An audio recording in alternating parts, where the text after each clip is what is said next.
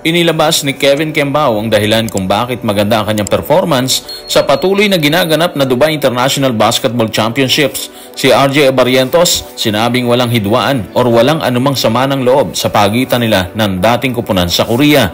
At si Coach Tim Cone at Christian Standhardinger tila may pangamba sa nalalapit na pagharap nila sa kapatid na San Miguel Beer sa semifinals ng PBA Commissioner's Cup. Tutukan po natin ng lahat ng yan, pero bago yan hihingi po tayo ng isang subscription sa lahat ng dumadaan sa ating munting channel kung nagugustuhan nyo ang ating palabas. Kung medyo mabigat ang subscription, siguro kahit isang like at isang share na lang po yan. Okay na po ako dyan. Maraming salamat.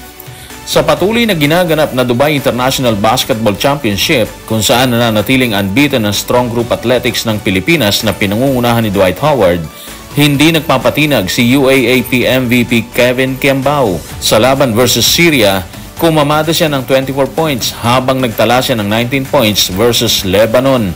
Bakit gano'n na lang kung magpakita siya ng galing sa kanilang bakbakan? Tutukan po natin ang sinabi ni Kevin sa report ni Snowbado sa Spain. Pinagkatiwalaan po tayo dito sa trabaho. Imagine, puro NBA superstar po ang ka-teammate natin. So, need ko po na ipakita sa kanila na hindi lang aasa ang team sa kanila. Saka gusto ko rin po kasi mapasaya yung mga kababayan po natin sa Pilipinas at dito sa Dubai. Imagine po, parang halos home court natin yung Al Nassr. In short, pride po ang umiiral sa isipan ni Kevin Kembao. Totoo naman kasi na dapat talaga maglabas din ng mga Pinoy na kasama sa strong group na magpakita ng kakayahan po nila para hindi sabihin ng iba na dahil lang sa import o sa mga dating NBA players kaya nanalo kupunan, di ba? Malaking honor kasi kapag nailabas ng Pinay ang kakayahan nila.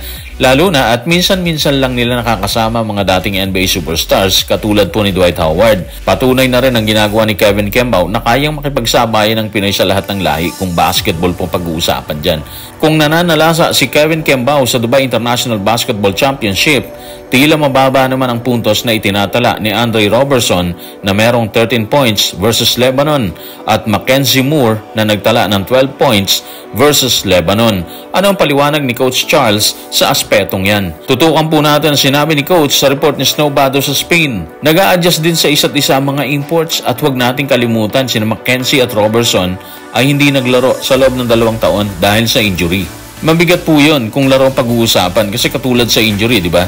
Tsak mag-iingat na po sila kasi ayaw na nilang maulit po yun. Kapag naulit kasi yun, putol na naman ang karera nila sa basketball. Mahihinto na naman, di ba?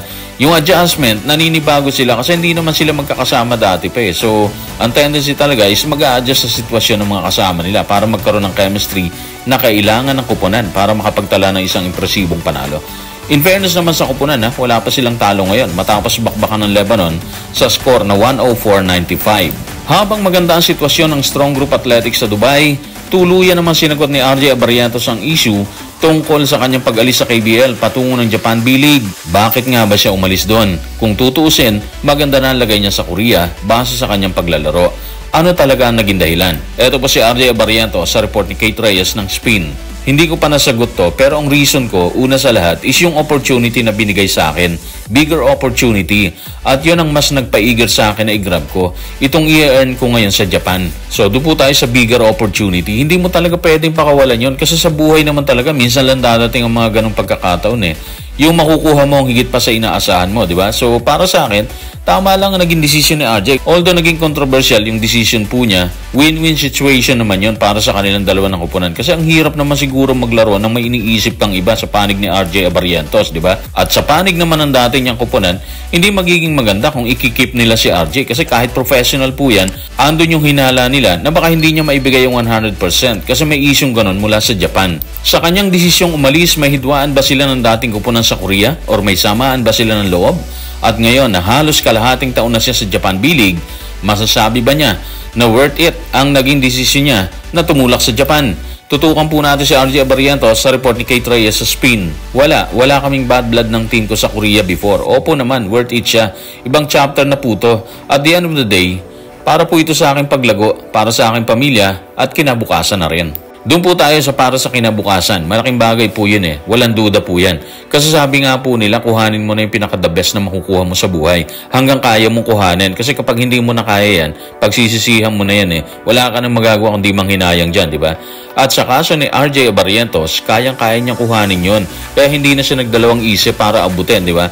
At ang maganda po doon, wala silang samaan ng loob base na rin po sa pahayag ni RJ Barrientos. Unfortunately, nasa dulo ng standing ngayon ang kupunan ni RJ na Shinshu Brave Warriors kung saan meron silang 5 panalo habang nagtala naman sila ng napakalaking 26 na talo. At matapos namang makumpleto ng Phoenix Fuel Masters ang hanay ng semis, naglabas naman si Coach Tim Cone ng pahayag tungkol sa nalalapit na pakikidigma ng Ginebra sa San Miguel Beer ni Coach George Gallant. Dito ay lumabas ang tila pinangangambahan ni Coach Tim Cone laban sa Beermen. Ano nga ba ang mga pasabog niya? Dahilan para sabihin natin na may pangamba ang butihing coach ng Gene Kings. Tutukan po natin si Coach Tim sa report ni Jonas Terrado ng Inquirer. Si Benny Boatwright parang si Arwin Santos times 2 or times 5 or maybe times 10 pa. Ibig ko sabihin, ang pagkakaroon ng isang Arwin Santos ang nagpahusay kay Junmar Fajardo nung panahon na yon. Yung pagpapanatili ng maayos na depensa, ginagawa ni Benny yan at maaaring higit pa kay Arwin. Isang dilema yan na haharapin ng lahat ng kupunan at susubukan naming alamin. Kung hindi namin kaya, hindi kami mananalo sa serye. Matindi po yung paglalahad ni Coach Tim Cone, ha? By the way, si Arwin Santos nung panahon po niya, kasama siya sa PBA All-Defensive Team ng 8 beses. Mula po yan ng 2007 hanggang 2013. At kumamada ulit siya noong 2021 bukod sa pagkakaroon ng MVP at iba pang award mula sa PBA. Yan po yung achievement po niya, no?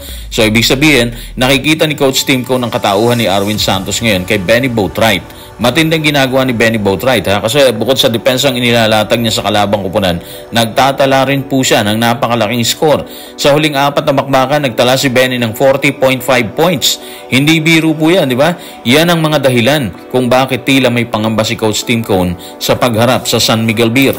Bukod kay Coach Tim Cone, naniniwala din po si Christian Standhardinger na mahihirapan sila sa San Miguel Beer ngayong semis. Bakit nga ba niya sinabi yan?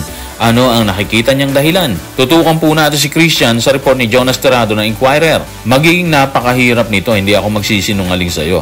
Wala silang kahinaan in terms of personnel. At sa palagay ko, mas magaling sila sa amin. Kung titingnan mo naman talagang kamada ng SMB, andyan sila Jericho Cruz, Chris Ross, Marcio Lassiter, CJ Perez, Terence Romeo na nagko-complement po yan sa mga bigs po nila.